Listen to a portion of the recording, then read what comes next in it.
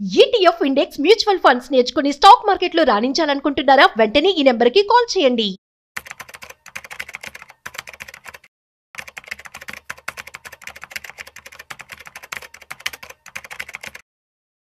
చాలా మంది ఇన్వెస్టర్స్ కూడా బ్లైండ్ గా ఇన్ఫ్లుయెన్సర్స్ చెప్పే మాటలను విని ఇన్వెస్ట్మెంట్ చేస్తూ ఉంటారు. కానీ ఇన్వెస్ట్మెంట్ చేసే ముందు ఎటువంటి స్ట్రాటజీస్ ఫాలో అవ్వాలి, అదేవిధంగా ఇన్వెస్టర్ యొక్క బిహేవియర్ ఎలా ఉండాలి, సో ఈ విషయాలు మనతో చెప్పడానికి ఇవాళ మనతో రాజేశ్వర్ రెడ్డి గారు ఉన్నారు. So qualified personal finance professional. So వారి మాటల్లోనే మరింత సమాచారం అడిగి తెలుసుకుందాం. హాయ్, హలో, నమస్తే, వెల్కమ్ టు సుమన్ టీవీ. నేను మీ Rajeev Pasupuleti. So let's start. So hi sir, నమస్తే. నమస్తే అండి. ఎలా ఉన్నారు? ఫైన్ అండి. యా. సో అదే సార్, చాలా మంది కూడాను ఇన్ఫ్లుయెన్సర్స్ కొంతమంది చెప్పారు అని చెప్పి, లేదు అంటే ఎవరో ఒక పర్సన్ ఇందులో ఇన్వెస్ట్మెంట్ చేస్తే డబ్బులు వచ్చేస్తాయి, డబ్బులు ట్రిపుల్ అయిపోతాయి అని చెప్పారని చెప్పి మాట వినేసి ఇన్వెస్ట్మెంట్ చేస్తూ ఉంటారు. అసలు ఒక ఇన్వెస్ట్మెంట్ చేసే ముందు పర్టికులర్ పర్సన్ యొక్క బిహేవియర్ కావచ్చు, స్ట్రాటజీ ఎలా ఉండాలంటే ఏం చెప్తారు? దీన్ని మనము బిహేవియరల్ ఫైనాన్స్ అంటామండి. అంటే ఫైనాన్స్ అనే సెగ్మెంట్లో నంబర్స్ ఒకటే కాదు.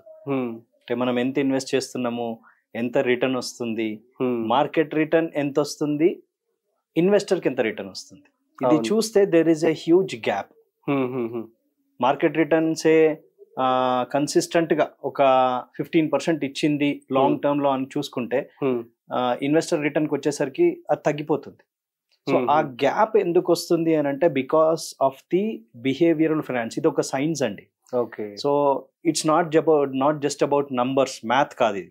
ఎందుకంటే ఇన్కమ్ నంబర్స్ లో చూస్తాము, ఎక్స్పెన్స్ నంబర్ లో చూస్తాము, అసెట్స్ నంబర్ లో చూస్తాము, లయబిలిటీస్ నంబర్స్ లో చూస్తాము. కానీ మైండ్ ని, మ్యాథ్ ని, ఈ 2 M's, మనీ మనకు if you want to generate money, huge money, ఈ 1 M కావాలి అని అంటే వైటమిన్ M అంటాం చూడండి, ఇంకో 2 వైటమిన్ M లను కంబైన్ చేయాలి మనం, మైండ్ ని, మ్యాథ్ ని.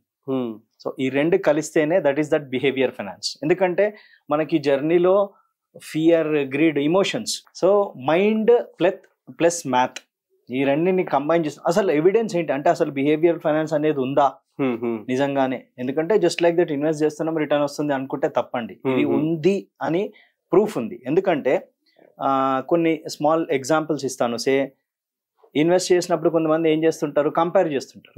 సపోజ్ నేను ఇన్వెస్ట్ చేస్తున్నాను, నాకు ఇంత రిటర్న్ వచ్చింది, మీదెంత రిటర్న్ వచ్చింది, నా దానికి మీ దానికి కంపారిజన్ చేస్తూ ఉంటాం.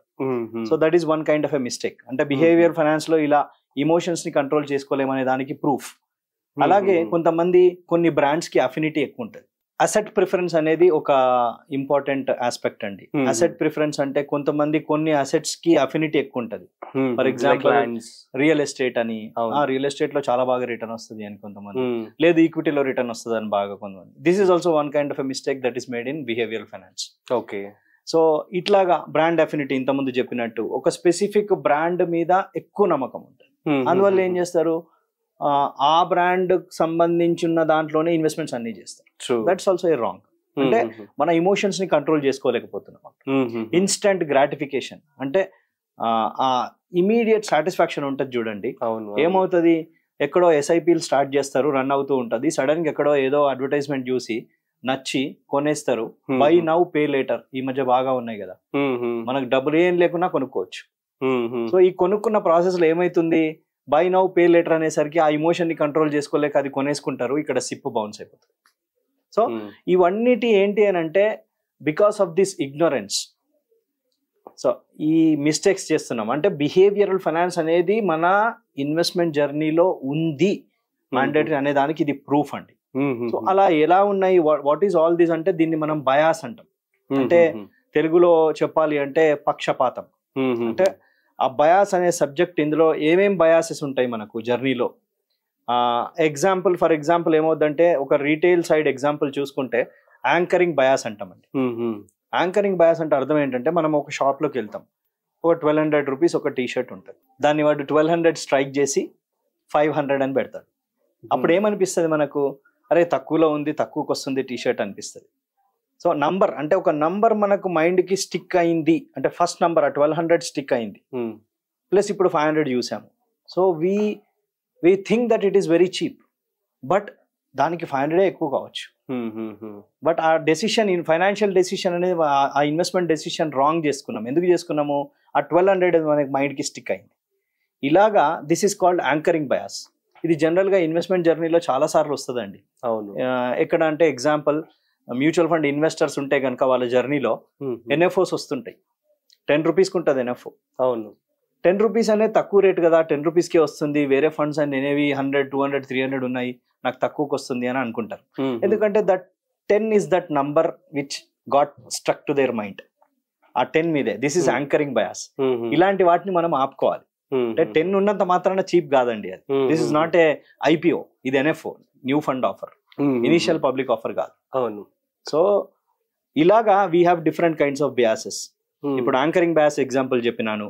అలాగే కన్ఫర్మేషన్ బయాస్ అని ఉంటుంది, హైండ్ సైడ్ బయాస్ అని ఉంటుంది, అవైలబిలిటీ బయాస్ అని ఉంటుంది, సంక్ కాస్ట్ ఫెలసీ అని ఉంటుంది. అంటే దీనికి ఎగ్జాంపుల్ చెప్పాలంటే ఫర్ ఎగ్జాంపుల్ కన్ఫర్మేషన్ బయాస్ అని ఉంది. ఇదేంటంటే ఆల్రెడీ ఒక దాని మీద ఫిక్స్ అయి ఉంటాం.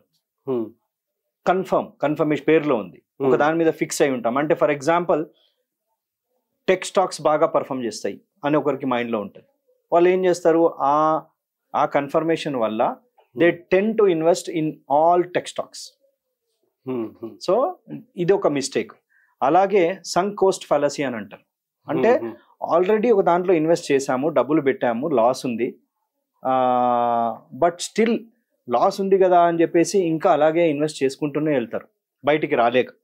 సో ఇలాగా ఈ హ్యూమన్ ఇమోషన్స్ ని కంట్రోల్ చేయగలిగేదే బిహేవియరల్ ఫైనాన్స్ అండి.